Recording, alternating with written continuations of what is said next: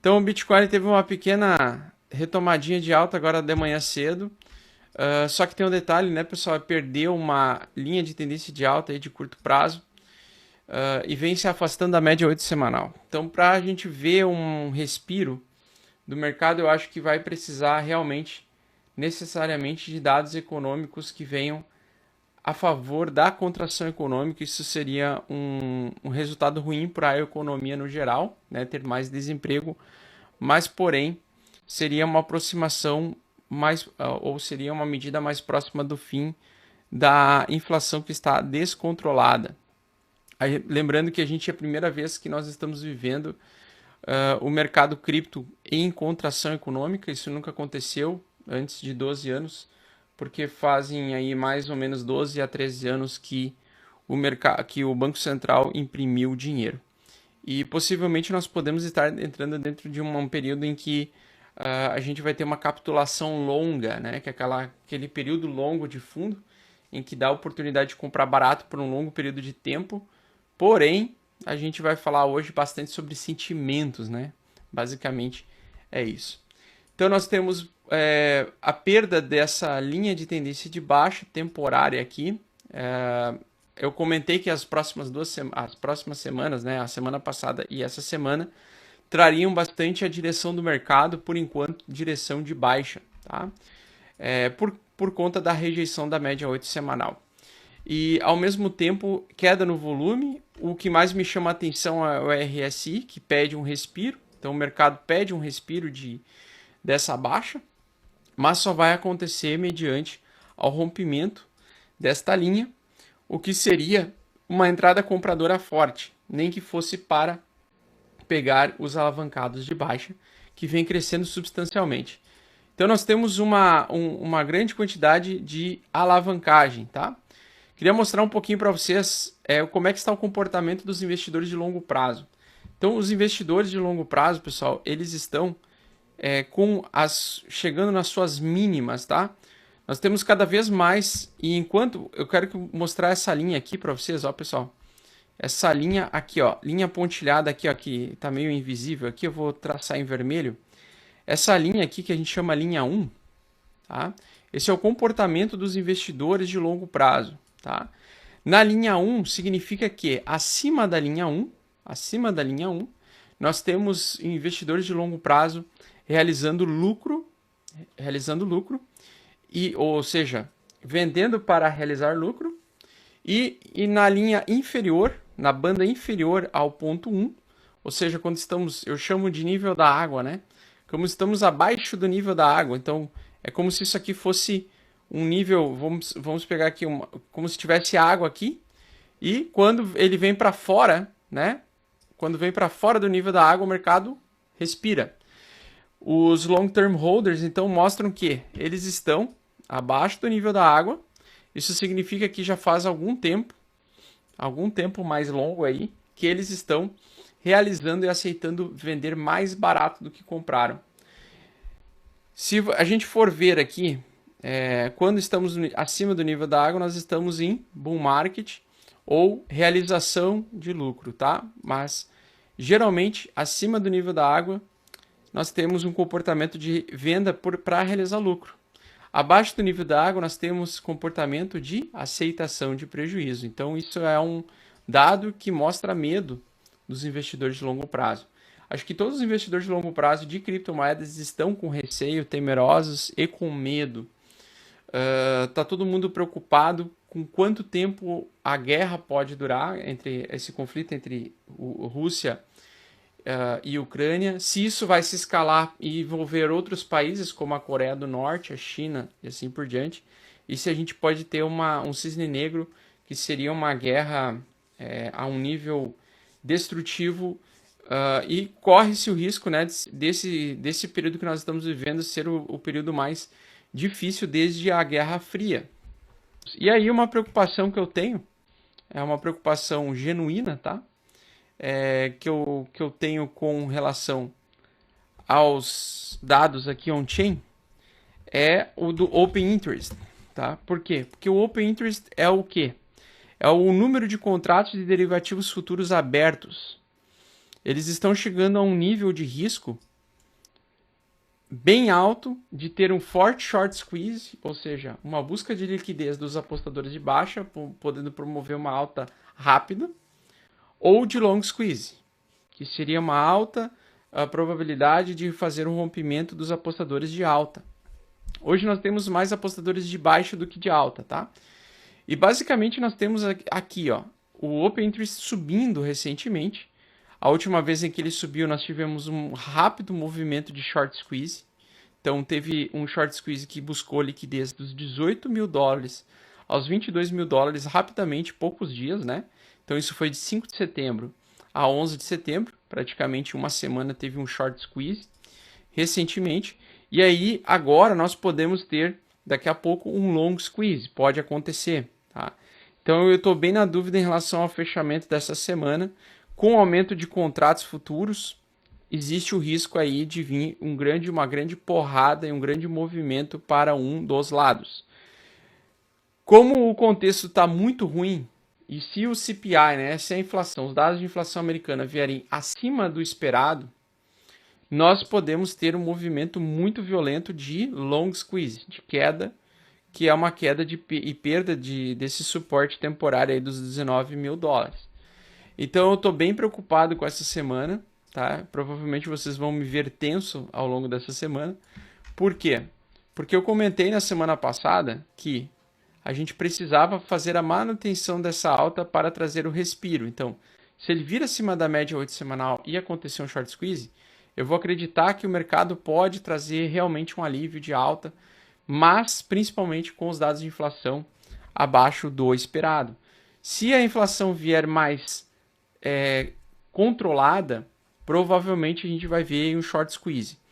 Então, quando é que vem os dados de inflação? Aniversário do meu pai, dia 13 de outubro. Tá? Então, 13 de outubro, a gente vai ter os novos dados de inflação, CPI, que é o índice de inflação ao consumidor. E nós temos também na quarta-feira o índice de inflação ao produtor, que também pode antecipar um possível desequilíbrio aí. E se a economia vir muito forte, vai ser péssimo para os mercados vão trazer bastante queda. Até acontecer sair esses dados de inflação, pessoal, a gente pode ver basicamente um mercado um pouco mais lateral e indeciso, indefinido no caso, né? E depois uma direção mais clara aí do movimento, tá? E basicamente, Fofoletes, então, o gráfico semanal, a gente precisa que ele se segure acima dos 18.966 dólares, ou seja, acima dos 19 mil dólares, né? Esse vem sendo o principal suporte aí do Bitcoin. Se ele perder, ele perde a mínima semanal anterior. Então, provavelmente até quinta-feira ou sexta-feira a gente vai ver o rompimento desse movimento aqui, dessa mínima. E a máxima da semana passada que fechou, infelizmente fechou a uma máxima bem baixa, 19.500 dólares. Então o preço está comprimido dentro dessa região. Então vamos ver se ele vem entregando. Eu estava confiante com dados melhores no final da semana passada. Na sexta-feira e quinta-feira me deu uma brochada violenta, tá? Até porque eu estou com a expectativa de pegar um rally de alta até pelo menos a metade do RSI, que poderia trazer de 4 a 8 semanas de alta. Mas com os dados do final de semana, os dados de payroll na sexta-feira, infelizmente me deram uma brochada, né? Então, por enquanto, ponto de indefinição aqui no RSI, se a gente for pegar e remover os desenhos aqui, a gente tem aqui um pequeno triângulo simétrico se formando, ponto de indefinição. Para que a gente consiga capturar um rally de alta semanal, a gente precisa que ele rompa para cima esse triângulo simétrico e mantenha essa linha do RSI dourada aqui para cima. Lembrando que vem movimentos aí zero volume, tá? Então provavelmente hoje vai fechar um dia extremamente lateral.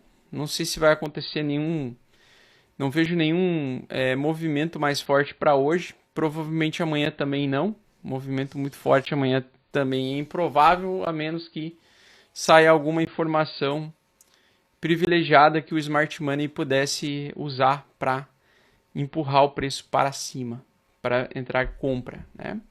Mas por enquanto, bem enfraquecido.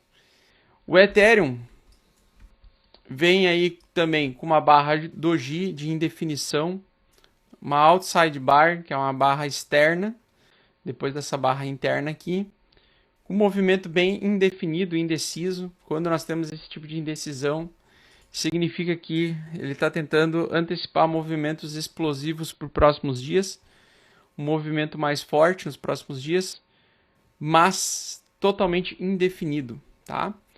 Eu particularmente não gosto quando ele faz esse tipo de movimento. Se a gente pegar aqui um canalzinho paralelo, traçar as mínimas e pegar aqui, a gente ainda se mantém abaixo dos 1.380, que eu acho que é o melhor. A gente, para pegar um respiro de alta, a gente precisa ver o Ethereum ultrapassar os 1.380 e se manter acima. Ele ainda não conseguiu fazer. Na semana passada, se eu não me engano, a gente chegou até os 1.380, tocou nele e recuou. Comentei com vocês na semana passada que era importante ele conseguir romper acima, tá? Então ele ainda não conseguiu se aproximar do rompimento dos 1.380. Eu ficaria bastante comprado em Ethereum se ele romper os 1.380, tá? Então, para isso, precisamos que ele faça esse movimento aí, que ainda não aconteceu. Se mantendo ainda abaixo na zona aí, nesse canal lateral, com rejeição na região 50 desse canal, aumenta-se muito a probabilidade de baixa, né? Porque isso aqui é uma bandeira de baixa que vem se formando aí no Ethereum. E aí o próximo alvo que no curto prazo pegaria seria os $1.200. Lembrando que ele pode ainda fazer um rally de baixa até retestar os $880 aí no curto prazo. Então, dependendo aí de como vai ser os indicadores econômicos, eu acredito que ele pode dar uma carga ou uma força para uma queda de $864 por unidade de Ethereum, caso o mercado,